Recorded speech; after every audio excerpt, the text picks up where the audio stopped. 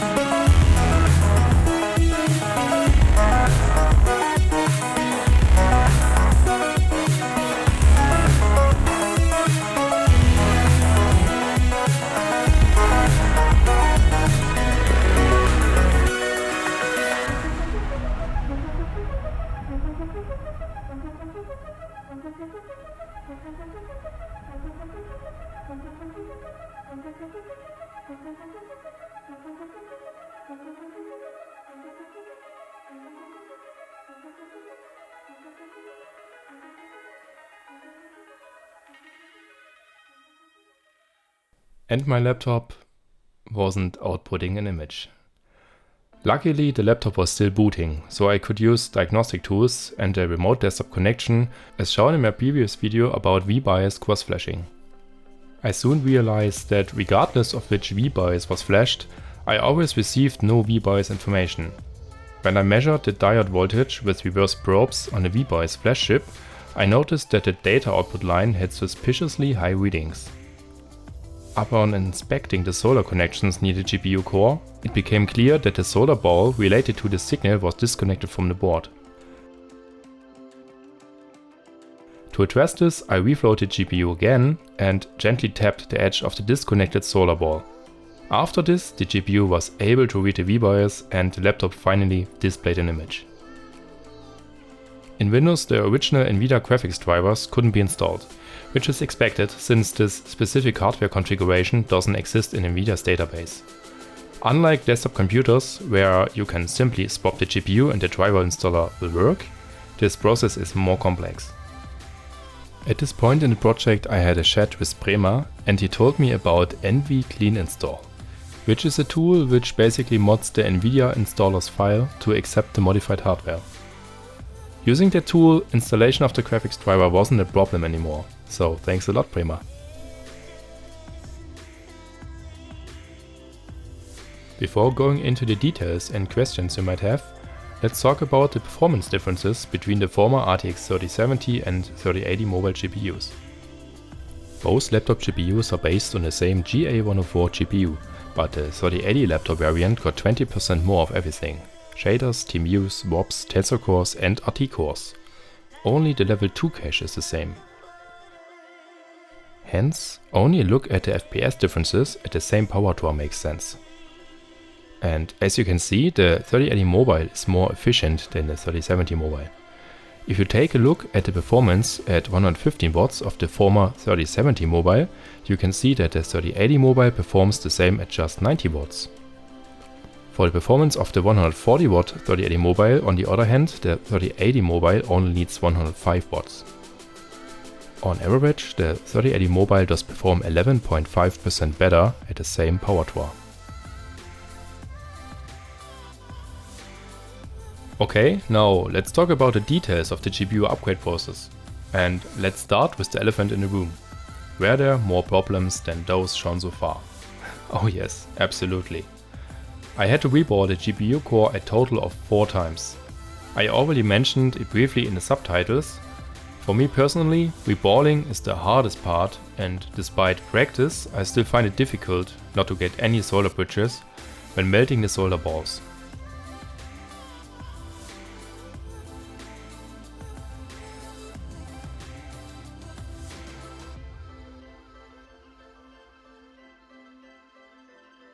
Today, after viewing the recordings, I noticed that the first solder balls still fuse well, but the last ones don't fuse at all. This means that the flux has already evaporated by the end. That's why adding a lot of flux after reaching the melting temperature worked, as I have shown in the first part of the video. But if I use more flux from the beginning, the solder balls float away when I heat up the GPU core and stick together. To make matters worse, some of the solder pads still had a little too much solder residue on them, which made the solder balls want to drift to the side as well. I then took a 2-week break before the next reball attempt, got better tools and practiced the knife technique for separating solder bridges. Then came the final successful reball. After positioning the solder balls, I wanted to lift the chip onto the mini heating blade. And this time I had a really good feeling. The chip was more carefully cleaned of solder than before, and the amount of flux just felt right this time. Well, but I dropped the chip. Taking a deep breath, I inspected the damage and decided to correct the displaced solder balls manually.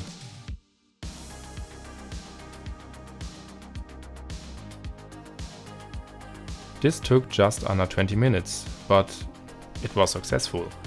And as you can see, the reflow with the addition of the flux worked in the end, and I was able to successfully separate the 3 solder bridges that had formed with the knife technique. In the end, I still wonder if the large numbers of thermocycles might have cost the GPU core some stability during overclocking, but I guess that's impossible to answer. 2 things were neglected in the video montage because they simply need more explanation: straps and the resistance of the power supplies.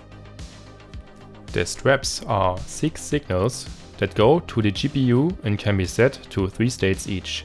Binary high, low and middle are set via small resistors. The high signal is reached when the voltage on the strap signal is pulled up to 1.8 volts. Low when it is pulled to ground, and middle when the 2 resistors are set, one to ground and one to 1.8 volts. They determine the configuration in which the GPU runs, including the video memory.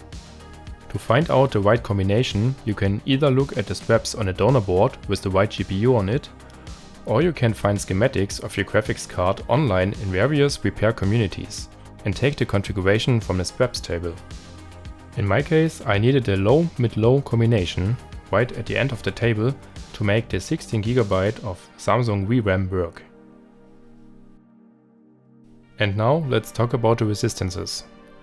After soldering a chip, you should always check the resistances of the power supplies connected to the chip.